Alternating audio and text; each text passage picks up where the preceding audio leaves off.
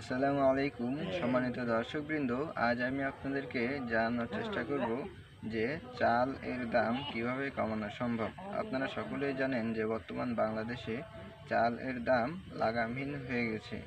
মানুষ অনেক চেষ্টা করেও চালের দাম এবং সরকার অনেক চেষ্টা করেও চালের দাম নিয়ন্ত্রণে আনতে পারছে না। এটির কারণ কি এবং এর সমাধান কি সেটি নিয়ে আলোচনা করব ইনশাআল্লাহ। সেটি হচ্ছে বর্তমান বাংলাদেশের মানুষ অতিরিক্ত বিলাসী হয়ে গেছে।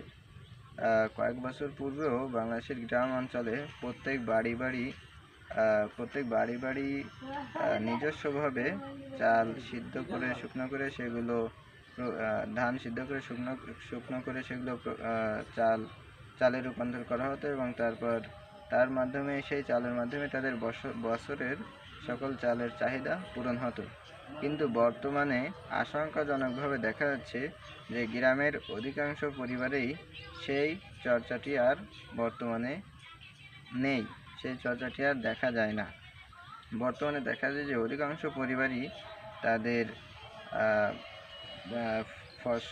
যতটুকু ফসল হয় চাষাবাদ করে সবটুকু ফসলই তারা একবারেই বিক্রি করে দেন এবং তারপর তারা সম্পূর্ণ বাজারের উপর নির্ভরশীল হয়ে যান এবং বাজার থেকে চাল কিনে খেতেই অভ্যস্ত হয়ে যান।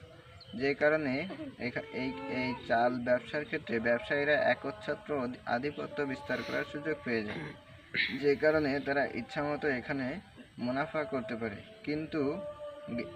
কিন্তু গ্রামের সাধারণ লোক যদি তাদের পূর্বে সেই চর্চাটি ধরে রাখত, তাহলে গ্রামের অধিবাসী যারা তাদের উপর ব্যবসায়ীদের কোনো কর্তৃত্ব থাকতো না এবং এই চালের যে সংকট সে সৃষ্টি হতো না এবং চালের চাহিদা যখন কমে যেত তখন স্বাভাবিকভাবেই চালের দাম কমে যেত। তাই বাংলাদেশের সকল ধান চাষি এবং তাদের পরিবারের উচিত তাদের বছরে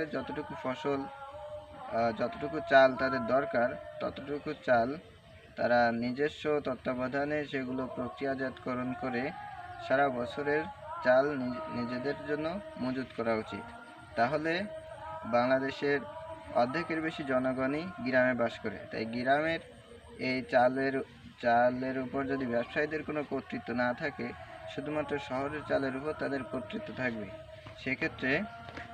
সেক্ষেত্রে অবশ্যই চালের যে চাহিদা বাজারে সেটি কমে যাবে এবং ব্যবসায়ীদের এই অসৎ উদ্দেশ্য সেটি অনেকাংশেই ব্যর্থ হবে। তাই বাংলাদেশের সকল অঞ্চলের সকল গ্রামবাসীর যারা ধান চাষের সঙ্গে জড়িত তাদের উচিত এই নিজেরাই প্রক্রিয়াজাতকরণ করে সারা বছরের জন্য চাল সংগ্রহ শুরু করা। তাহলে ইনশাল্লাহ বাজারে চাউলের দাম কমে আসবে। আশা করি বোঝাতে পেরেছি। ধন্যবাদ।